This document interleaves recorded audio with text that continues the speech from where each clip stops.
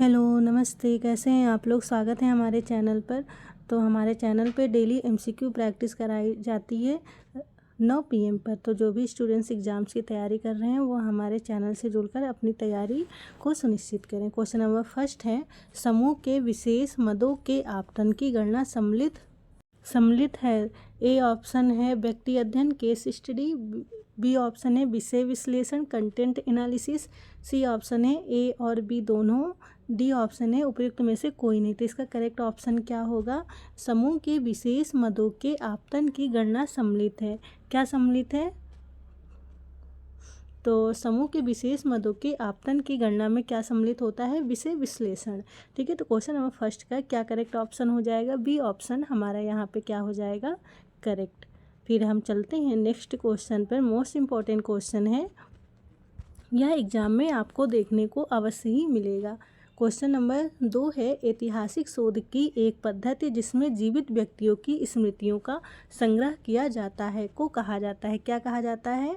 ए option है व्यक्ति अध्ययन, बी ऑप्शन है विषय वस्तु विश्लेषण, सी ऑप्शन है मौखिक इतिहास, डी ऑप्शन है ऊहात्मक इतिहास। तो इसका करेक्ट ऑप्शन क्या हो जाएगा?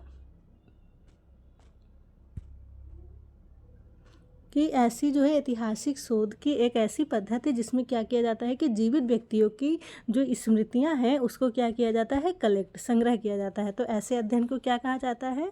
तो ऐसे अध्ययन को कहा जाता है मौखिक इतिहास। ठीक है, तो क्वेश्चन नंबर 2 का क्या करेक्ट ऑप्शन है? सी ऑप्शन हमारा यहाँ पर क्या हो जाएगा? करेक्ट। फिर हम आते हैं क्वेश्चन नंबर 3 पे। मोस्ट इम्पॉर्टेंट क्वेश्चन है, व्यक्तिगत अध्ययन उद्देश्य है। तो व्यक्तिगत अध्ययन का क्या उद्देश्य है? हम ऑप्शन देखते हैं। 4 ऑप्शन दिया गया है। ए ऑप्शन है एक इकाई का गुणात्मक विश्लेषण, बी ऑप्शन है एक इकाई का मात्रात्मक विश्लेषण, सी ऑप्शन है गुणात्मक और मात्रात्मक विश्लेषण दोनों, डी ऑप्शन है एक इकाई के सभी पहलुओं का गुणात्मक एवं विस्तृत विश्लेषण। तो करेक्ट ऑप्शन क्या हो जाएगा? बताइए आप लोग। तो क्वेश्चन नंबर 3 का क्या करेक्ट ऑप्शन होगा? D option. ठीक है, एक इकाई के सभी पहलुओं का गुणात्मक एवं विस्तृत विश्लेषण ही क्या कहलाता है? व्यक्तिगत अध्ययन का उद्देश्य। तो व्यक्तिगत अध्ययन का क्या उद्देश्य है? एक इकाई के सभी पहलुओं का गुणात्मक एवं विस्तृत विश्लेषण ही व्यक्तिगत अध्ययन का उद्देश्य होता है। तो क्वेश्चन नंबर 3 का क्या करेक्ट ऑप्शन है? क्वेश्चन नंबर 3 का हमारा राइट ऑप्शन डी ऑप्शन हो जाएगा। फिर हम आते हैं क्वेश्चन नंबर 4 पर। मोस्ट इम्पॉर्टेंट क्वेश्चन है, ये रिसर्च टॉपिक से इम्पॉर्टेंट क्वेश्चन है जो आपको एग्जाम में अवश्य ही देखने को मिलेगा। क्वेश्चन नंबर 4 है, मानक विचलन किसका माप है? ए ऑप्शन है बहुलक के इर्द गिर्द प्रकीर्णन, बी ऑप्शन है माध्य के इर्द गिर्द प्रकीर्णन, सी ऑप्शन है बहुलक और माध्य के इर्द गिर्द प्रकीर्णन, डी ऑप्शन है माध्यिका और बहुलक के इर्द गिर्द प्रकीर्णन। तो क्या करेक्ट ऑप्शन हो जाएगा? मानक विचलन किसका माप है? तो मानक विचलन माप होता है माध्य के इर्द गिर्द प्रकीर्णन। ठीक है, तो क्वेश्चन नंबर 4 का क्या करेक्ट ऑप्शन हमारा हो जाएगा? बी ऑप्शन हमारा यहाँ पर हो जाएगा करेक्ट ऑप्शन। मानक विचलन का माप क्या होता है? माध्य के इर्द गिर्द प्रकीर्णन। तो क्वेश्चन नंबर 4 का क्या करेक्ट ऑप्शन हो जाएगा? बी ऑप्शन हमारा हो जाएगा यहाँ पर करेक्ट। फिर हम आते हैं क्वेश्चन नंबर 5 पर। क्वेश्चन नंबर 5 क्या है? निम्नलिखित में से कौन सा एक औसत का माप गुणात्मक आंकड़ों पर लागू किया जा सकता है? ए ऑप्शन है माध्य, बी ऑप्शन है मध्य, सी ऑप्शन है बहुलक, डी ऑप्शन है उपयुक्त में से सभी। तो क्या करेक्ट ऑप्शन होगा? बताइए आप लोग इन चारों ऑप्शन में से। तो क्वेश्चन नंबर 4 का कि निम्नलिखित 5 का कि निम्नलिखित में कौन सा एक औसत का माप गुणात्मक आंकड़ों पर लागू किया जाता है? तो इसका करेक्ट ऑप्शन हो जाएगा सी ऑप्शन बहुलक। ठीक है, तो क्वेश्चन नंबर 5 का क्या करेक्ट ऑप्शन है? सी ऑप्शन हमारा यहाँ पर क्या हो जाएगा? राइट।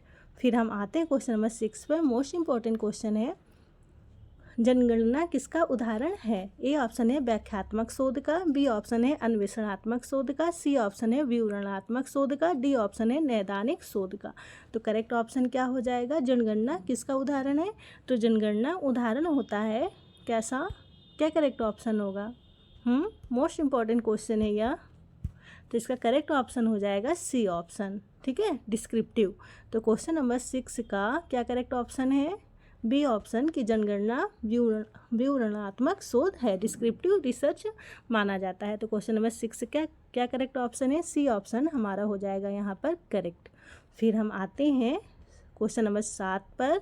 मोस्ट इम्पॉर्टेंट क्वेश्चन है और हमारे सारे स्टूडेंट्स को ये क्वेश्चन एकदम पता होगा। क्या करेक्ट ऑप्शन होगा?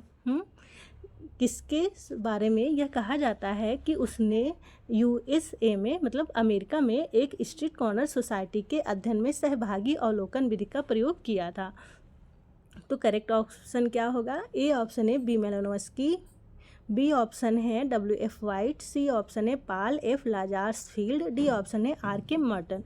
तो करेक्ट ऑप्शन क्या हो जाएगा? बी ऑप्शन WF वाइट ने जो है अमेरिका के स्ट्रीट कॉर्नर सोसाइटी के अध्ययन में कैसा सहभागी अवलोकन विधि का प्रयोग किया था? तो क्वेश्चन नंबर 7 का क्या करेक्ट ऑप्शन हो जाएगा? यहाँ पे बी ऑप्शन हमारा हो जाएगा राइट।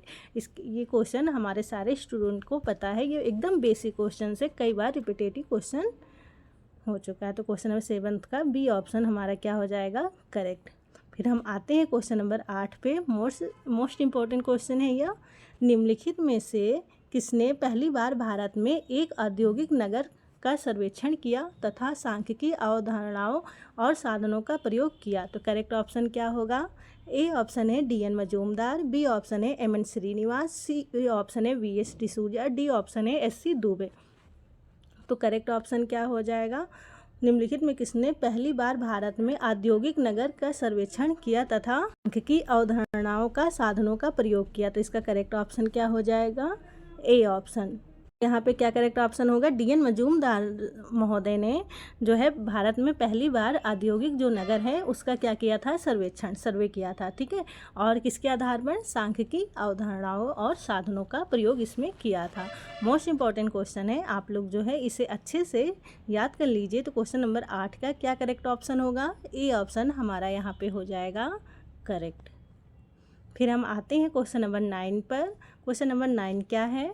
भारतीय समाजशास्त्रियों में किसने सामाजिक परिघटना के अध्ययन के समेकित उपागम की वकालत की है? क्या करेक्ट ऑप्शन होगा? बताइए आप लोग। तो हम ऑप्शन देखते हैं। ए ऑप्शन है DP मुखर्जी, बी ऑप्शन है GS घुर्रे, सी ऑप्शन है राधा कमल मुखर्जी, डी ऑप्शन है रामकृष्ण मुखर्जी। तो इसका करेक्ट ऑप्शन क्या होगा? इसका करेक्ट ऑप्शन हो जाएगा सी ऑप्शन। राधा कमल मुखर्जी ने सामाजिक प्रघटना के अध्ययन के लिए समेकित उपागम की वकालत की थी। तो क्वेश्चन नंबर 9 का क्या करेक्ट ऑप्शन हो जाएगा? हमारा सी ऑप्शन हो जाएगा करेक्ट। फिर हम आते हैं क्वेश्चन नंबर 10 पे। क्वेश्चन नंबर 10 हमारा क्या है? मोस्ट इम्पॉर्टेंट क्वेश्चन है। यह विचार किसने किया है कि अवलोकन, वर्गीकरण और अप्रत्यक्ष प्रयोग की दृष्टि से सामाजिक प्रघटना की प्राकृतिक प्रघटना जैसा माना जा सकता है? करेक्ट ऑप्शन क्या होगा? ऑप्शन हम देखते हैं। ए ऑप्शन है इमाइल दुर्खाइम, बी ऑप्शन है AR Radcliffe Brown, C option है ए और बी दोनों, डी ऑप्शन है उपयुक्त में से कोई नहीं। तो इसका करेक्ट ऑप्शन क्या होगा? ए और बी दोनों। तो इसका करेक्ट ऑप्शन हो जाएगा सी। ठीक है, सी ऑप्शन हमारा क्या हो जाएगा? करेक्ट। इमाइल दुर्खाइम और रेडक्लिफ ब्राउन महोदय ने जो है यह विचार दिया है कि अवलोकन, वर्गीकरण और जो अप्रत्यक्ष प्रयोग की दृष्टि से सामाजिक प्रघटना कैसा होता है? प्राकृतिक प्रघटना के जैसा। ठीक है, तो क्वेश्चन नंबर 10 का क्या करेक्ट ऑप्शन हो जाएगा? सी ऑप्शन यहाँ पर क्या करेक्ट हो जाएगा। ठीक है, इन दोनों ही विचारकों का मानना है कि जो अवलोकन, वर्गीकरण और अप्रत्यक्ष की प्रयोग से जो है सामाजिक प्रघटना को प्राकृतिक प्रघटना जैसा माना जा सकता है। फिर हम आते हैं क्वेश्चन नंबर 11 पर। ये तो हमारे सारे बच्चों को एकदम पता होगा। यह किसने कहा है कि मानव कार्यकलाप को केवल अंदर से ही देखा जा सकता है? क्या करेक्ट ऑप्शन होगा? ए ऑप्शन है मैक्स वेबर, बी ऑप्शन है W डिल्थे, सी ऑप्शन है इमाइल दुर्खाइम, डी ऑप्शन है P सोरोकिन। तो करेक्ट ऑप्शन क्या होगा? मानव कार्यकलाप को केवल अंदर से ही देखा जा सकता है। इसका करेक्ट ऑप्शन हो जाएगा बी, W डिल्थे ने जो है ये स्टेटमेंट दिया है। तो क्वेश्चन नंबर 11 का बी ऑप्शन हमारा क्या हो जाएगा? करेक्ट। फिर हम आते हैं क्वेश्चन नंबर 12 पर। मोस्ट इंपॉर्टेंट क्वेश्चन है ये, कथन और कारण के क्वेश्चन है। नीचे 2 कथन दिए गए हैं, एक को अभिकथन ए और दूसरे तर्क को आर है। अभिकथन ए क्या है? अवलोकन कभी कभी हमें सामाजिक प्रघटना के बारे में बेहतर निष्कर्ष प्रदान करता है। ठीक है, अभिकथन क्या कह रहा है? और तर्क क्या दिया गया है कि अवलोकन एक विधि है जिसमें कोई भी पक्षपात सम्मिलित नहीं होता है। नीचे दिए गए कोट से सही उत्तर का चयन कीजिए। क्या करेक्ट ऑप्शन होगा? 4 ऑप्शन दिया गया है, तो ए ऑप्शन है ए और आर दोनों सही हैं तथा आर ए की सही व्याख्या है। बी ऑप्शन है ए और आर दोनों सही हैं किंतु आर ए की सही व्याख्या नहीं है। सी ऑप्शन है ए सही है किंतु आर गलत है। डी ऑप्शन है ए गलत है किंतु आर सही है। तो करेक्ट ऑप्शन क्या होगा? तो करेक्ट ऑप्शन हमारा हो जाएगा कि अभिकथन ए क्या है कि अवलोकन कैसा होता है कि कभी कभी हमें सामाजिक प्रघटना के बारे में कैसा निष्कर्ष देता है? बेहतर। ठीक है, और तर्क का आर क्या दिया गया है? कारण कि अवलोकन एक विधि है जिसमें कोई भी पक्षपात शामिल नहीं होता है। नीचे दिए गए कोट में सही चयन करना है। तो क्या ये करेक्ट है?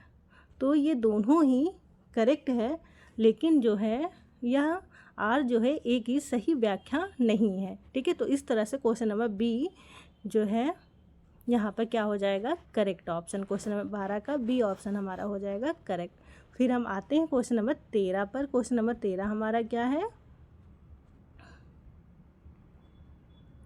संघर्ष के प्रकारवाद उपागम का प्रतिपादन किसने किया था? बताइए क्या करेक्ट ऑप्शन होगा? ए ऑप्शन है आर डरहेंडार्फ, बी ऑप्शन है L A Coser, C option है कार्ल मार्क्स, डी ऑप्शन है आर कॉलिंस। तो इसका करेक्ट ऑप्शन क्या होगा? संघर्ष के प्रकारवाद उपागम का प्रतिपादन किसने किया है? तो क्वेश्चन नंबर 13 का बी ऑप्शन हमारा यहाँ पे क्या हो जाएगा? करेक्ट। क्वेश्चन नंबर 13 का संघर्ष के प्रकारवाद उपागम का प्रतिपादन किया है एल ए कोजर महोदय ने। क्वेश्चन नंबर 13 का बी ऑप्शन हमारा क्या हो जाएगा? करेक्ट। फिर हम आते हैं क्वेश्चन नंबर 14 पे। मोस्ट इंपॉर्टेंट क्वेश्चन है यह, the methodological position of symbolic interactionism पुस्तक के लेखक थे। कौन माँ है? बताइए आप लोग क्या करेक्ट ऑप्शन होगा? ए ऑप्शन है एच ब्लूमर, बी ऑप्शन है सी एच कूले, सी ऑप्शन है इरविंग गॉफमैन, डी ऑप्शन है जी एच मीड। तो यह बुक किसके द्वारा लिखा गया है? तो क्वेश्चन नंबर 14 का ए ऑप्शन यहाँ पर हो जाएगा correct. The methodological position of symbolic interactionism book लिखा गया है एच ब्लूमर द्वारा। तो क्वेश्चन नंबर 14 का ए ऑप्शन हमारा क्या हो जाएगा? करेक्ट। और बुक से रिलेटेड जो है हमने प्लेलिस्ट बना दी है, आप लोग वहाँ पे इम्पोर्टेंट बुक्स के रिवीजन क्लास आपको मिल जाएगा, तो आप प्लेलिस्ट में जाके हमारे चैनल पर एक बार आप लोग विजिट कर लीजिए। तो क्वेश्चन नंबर 15 क्या है? अभिजात्य वर्ग के सिद्धांत का सबसे पहले विकास किन्होंने किया? क्या करेक्ट ऑप्शन होगा? ए ऑप्शन है परेटो और मोस्का, बी ऑप्शन है मिल्स और डेविड लेन, सी ऑप्शन है परेटो और मिल्स, डी ऑप्शन है मोस्का और मिशेल। तो करेक्ट ऑप्शन क्या होगा? अभिजात वर्ग के सिद्धांत का सबसे पहले विकास किसने किया है? तो क्वेश्चन नंबर 15 का करेक्ट ऑप्शन हमारा क्या होगा? ए ऑप्शन, परेटो और मोस्का ने अभिजात वर्ग के सिद्धांत का सबसे पहले विकास किया है। तो क्वेश्चन नंबर 15 का क्या करेक्ट ऑप्शन हो जाएगा? ए ऑप्शन हमारा हो जाएगा यहाँ पर करेक्ट। फिर हम आते हैं क्वेश्चन नंबर 16 पर। मैक्स वेबर ने किसकी उपस्थिति या अनुपस्थिति के रूप में शक्ति और सत्ता के में विभेद किया है? 4 ऑप्शन है, आपको एक करेक्ट बताना है। ए ऑप्शन है अनुक्रम, बी ऑप्शन है तर्कसंगतता, सी ऑप्शन है वैधता, डी ऑप्शन है नौकरशाही। तो करेक्ट ऑप्शन क्या होगा? मैक्स वेबर ने किसकी उपस्थिति या अनुपस्थिति के रूप में शक्ति और सत्ता के बीच में अंतर किया है, विभेद किया है? बताइए आप लोग क्या करेक्ट ऑप्शन होगा? क्वेश्चन नंबर 16 का क्या करेक्ट ऑप्शन होगा? यहाँ पर करेक्ट ऑप्शन हो जाएगा सी, वैधता। ठीक है, तो क्वेश्चन नंबर 16 का सी ऑप्शन हमारा यहाँ पर हो जाएगा करेक्ट।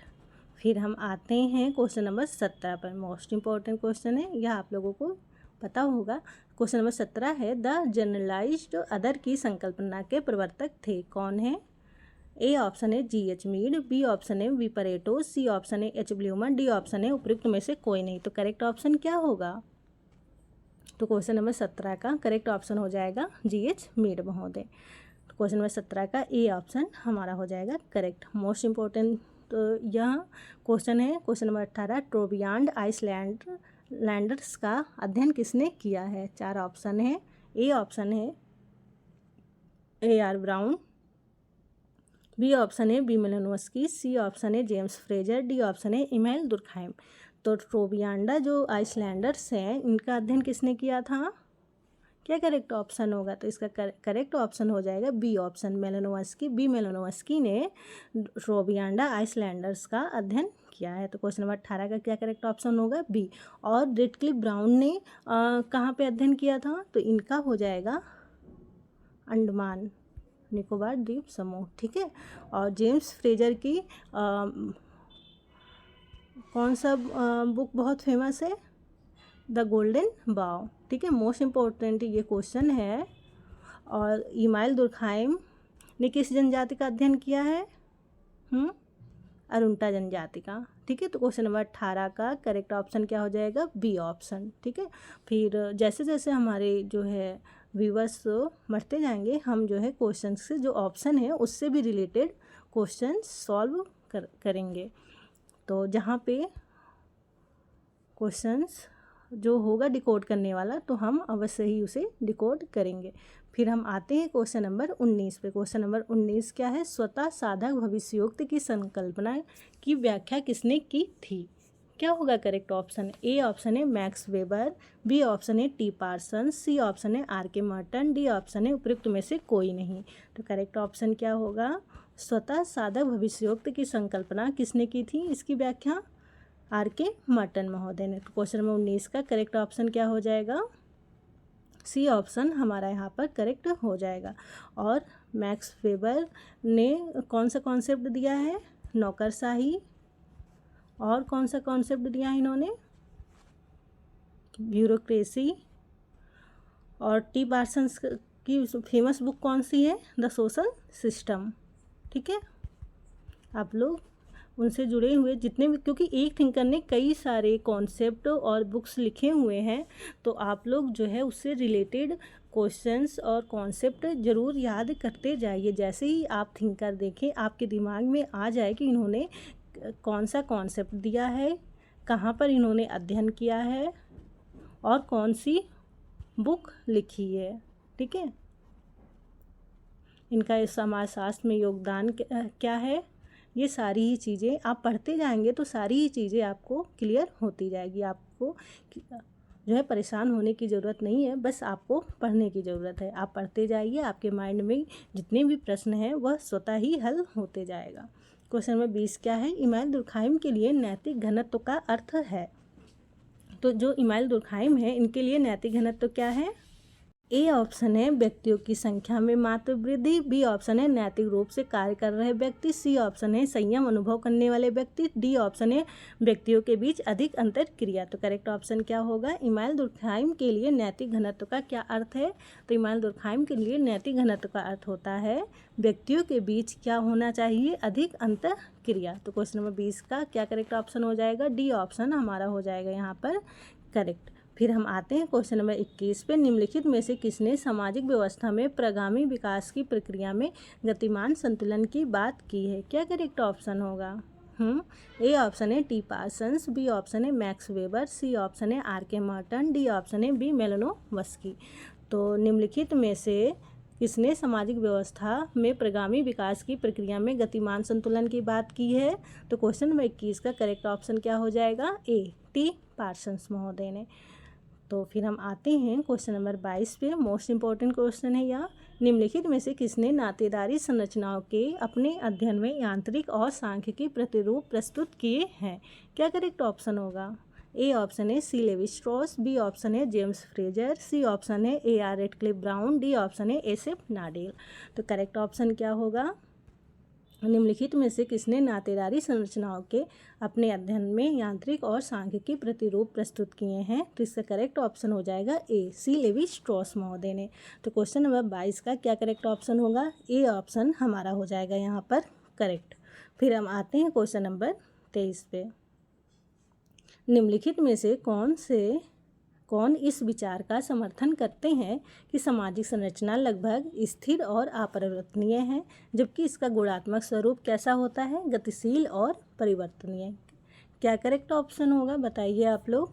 ए ऑप्शन है A R Radcliffe Brown, B option है S F Nadel, C option है बी मेलानोव्स्की, डी ऑप्शन है सी लेवी स्ट्रॉस। क्या करेक्ट ऑप्शन होगा यहाँ पर कि कौन से विचारक ने इन चारों ऑप्शन में से समर्थन किया है? सामाजिक संरचना लगभग स्थिर और अपरिवर्तनीय है, जबकि इसका गुणात्मक स्वरूप कैसा होता है? गतिशील और परिवर्तनीय। तो क्वेश्चन नंबर 23 का क्या करेक्ट ऑप्शन हो जाएगा? बी, एस एफ नाडेल महोदय का है। क्वेश्चन नंबर 23 का क्या करेक्ट ऑप्शन है? B option. फिर हम आते हैं क्वेश्चन नंबर 24 पे। सामाजिक संरचना के एक महत्वपूर्ण घटक के रूप में अस्तित्व की आवश्यक दशाओं के वाक्यांश का प्रयोग किसने किया है? ए ऑप्शन है S F Nadel, B option है C Levi Strauss, C option है A R Radcliffe Brown, D option है आर के मॉर्टन। तो करेक्ट ऑप्शन क्या होगा?